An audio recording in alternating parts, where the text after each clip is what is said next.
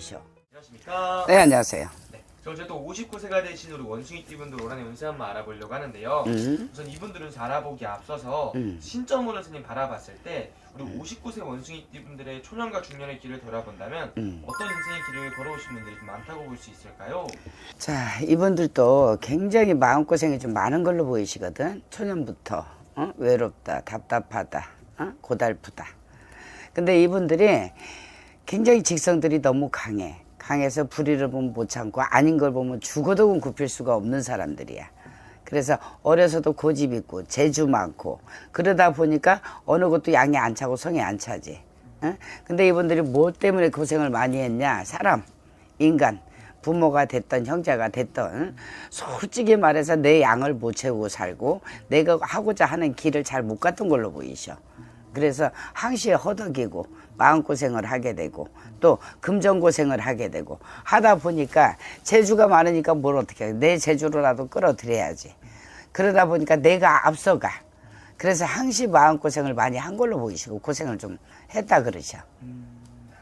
그러면 선생님 이분들은 이 어떻게 보면 인간으로 인한 뭐 가까운 사람으로 인해서 상처 뭐 이런 배신 이런 것들이 좀 많이 있는 분들이라고 볼 수 있는 건가요? 그렇지. 그게 제일 크다고 봐야지.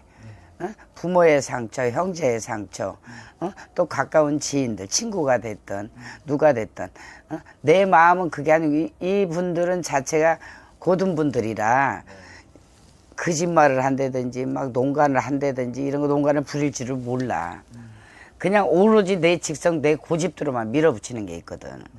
그러다 보니까 내가 이렇게 하고 싶으면 해야 돼. 내 거 죽어도 욕을 먹어야 되고 내 밥그릇을 밥을 뺏겨도 퍼줘도 욕을 먹어야 되고 그런 격들이 많아. 그런 분들이. 어떤 건지 알겠네요. 그럼 이분들은 선생님 인생에서 지금 이 나이까지 살아오면서 가장 힘들었던 순간을 뽑자면 언제라고 좀 볼 수 있을까요? 초년의 운이 제일 가깝다 하세요. 초년에 초운에 초운이라는 거는 뭐 한 40 중반 넘어가야 중년으로 넘어간다고 해도 초년이면 한 10대부터 그러니까 3, 40대까지 고달픔이 많지, 고생이 많지. 그리고 이분들이 내가 재주가 많은 거라 많은 사람들이 많기 때문에 이것도 하고 싶고 저것도 해야 되고 내 노력으로 끌어들여서 해야 되고 먹고 살아야 되거든. 근데 뭐가 고생이 제일 많이 됐습니까? 뭐가 제일 아팠습니까? 한다면은 사람도 물론 금전도 따르지. 내 노력으로 끌어들여 살아야 되기 때문에 그 고생이 컸다 하세요. 그러면 선생님 봤을 때 이분들만이 그래도 가지고 있는 우리 원숭이띠 분들만이 가지고 있는 장점이나 혹은 뭐 타고난 복이 있다면 좀 어떤 게 있을까요? 장점은 속임이 없다는 거지. 거짓말이 없다는 거야 한마디로. 안 했으면 안 했지 바깥으로 내뱉지 않고 남한테 진실되게 말을 해. 근데 너무나 이 강한 면이 보이기 때문에 그걸 사람들이 안 믿는 경우가 많아. 그리고 또 사람들하고 이렇게 어우러져야 되잖아. 근데 내 자체가 이게 흰 건 희어야 되고 까만 건 까매야 되는 사람들이거든. 그래서 거짓말, 눈속임, 마음속임 이런 걸 못하다 보니까 요즘 세상은 또 그렇지도 못하잖아. 옛날 물론 뭐 이 나이 정도 됐으면은 옛날 세대도 다 겪었을 거고 올바르게 이렇게 간다는 자체 장점을 말해보라 그랬지. 네네네. 고집대로 풀어먹는 거야. 근데 반면에 또 단점. 물론 장점은 내가 물론 그렇게 해서 고집을 부려서도 본인들이 손해를 안 보고 갈 수도 있는데 항시 또 반대로 너무 사람들을 의지를 못하는 거야. 그러다 보니까 항시 외로워. 나 홀로야. 같이 어우러지질 못해. 왜?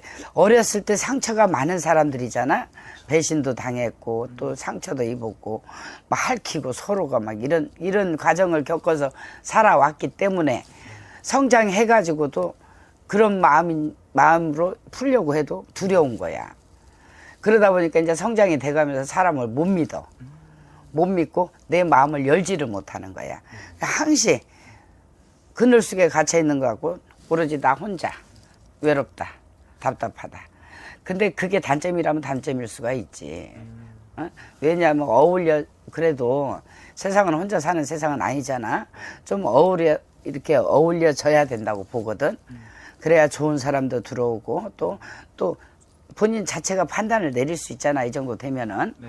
또 나쁜 사람은 좀 걸러낼 수도 있고 이런 게 같이 어울리지 못 이게 어우러지지 못한다는 게 단점이야.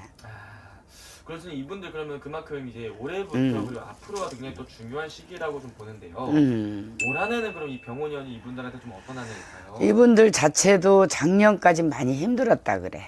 을사년까지. 근데 지금 아홉수야. 어떻게 보면 어느 분들은 다 그렇다는 건 아니지만은 삼재보다 아홉수가 더 많아. 무서울 때가 있어. 많이 무서울 때가 있다고. 네. 저 아홉수가 아무래도. 근데 또 반면에 아홉수에 또 대박이 나는 사람들도 많이 있거든.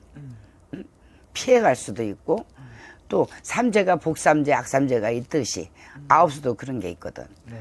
근데 이분들은 굉장히 올해는 좀 활발스럽게 움직인다 하시는데 아홉수에도 불구하고 을사년보다 굉장히 마음들이 안정이 되고 활발스럽게 이렇게 움직인다 할 때는 금전으로도 좀 회전이 된다는 소리야. 그렇게 나쁘게 들어오진 않는데. 그러면서 이분들 올 한해 좀 그래도 기대해봐도 좋은 부분이 그럼 이런 금전적으로의 어떤 회전, 뭐 이런 금전의 좀 흐름이 좀 더 돈다 이런 것들을 좀 기대해봐도 괜찮은 거예요? 기대해도 되지. 기운이 그렇게 나 쪽으로 이렇게 예를 들어서 인간이 좋은 사람들이 들어오는 그런 기운도 있고 또 재물이 들어오는 기운도 있거든.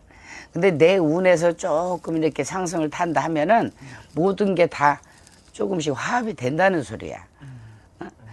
지금 올해 병원년에는 둘러봤을 때 이분들이 을사년보다 막 벼락 부자가 된다, 막 어디 돈 보따리가 떨어진다 이건 아니더라도 기운으로 둘러봤을 때는 굉장히 많이 움직여. 활동성이 많아. 그러면 재물도 같이 따라든다 하시는 답이지.